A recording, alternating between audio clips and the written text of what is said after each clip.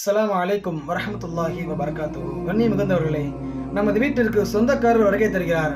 ஒரு சிலர் வாரத்திற்கு ஒரு முறை, இன்னும் சிலர் மாதத்திற்கு ஒரு முறை, இன்னும் சிலர் 6 மாதத்திற்கு முறை. ஆனால் ஒரே ஒரு விசேஷமான சொந்தக்காரர் மட்டும் வருடம் ஒரு மாதம் நம்மிடத்தில் சொந்தக்காரராக வருகிறார். மற்ற சொந்தங்கள் எல்லாம் நம்மிடத்தில் உறவுகளை சொல்லி கொண்டு வந்து சேர்க்கின்ற வேளையில் அந்த ஒரே ஒரு சொந்தம் மற்றும் நம்மிடத்தில் அமல்களை கொண்டு வந்து சேர்க்கின்றார். அந்த விசேஷமான சொந்தக்காரர் வேறு யாரும் இல்லை, அதுதான் ரமலான் மாதம். பெருமானார் ஸல்லல்லாஹு அலைஹி வஸல்லம் கூறுகிறார்கள், ரமலான் மாதம் வந்தடைந்ததும் யார் அல்லாஹ்வை முழுமையாக ஈமான் கொண்ட நிலையில் நோன்பு நோற்று இரவிலே நின்று தொழுகிறாரோ அவருடைய பாவங்களை அல்லாஹ் அந்த மனிதரிட்டு வெளியேற்றி விடுகின்றார்.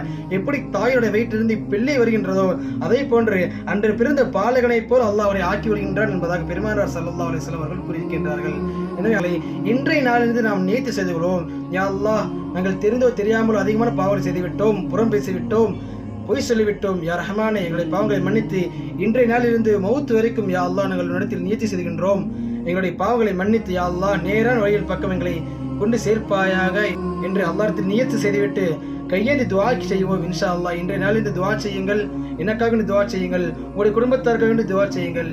இன்ஷா அல்லாஹ் அல்லாஹ் புரிந்து கொண்ட மக்களில் அல்லாஹ் உங்களையும் என்னையும் நம்மை சார்ந்த சமூகத்தார் அனைவரையும் ஆக்கி அருள்புரிவானாக. அஸ்ஸலாமு அலைக்கும் வரஹ்மத்துல்லாஹி வபரகாத்துஹு.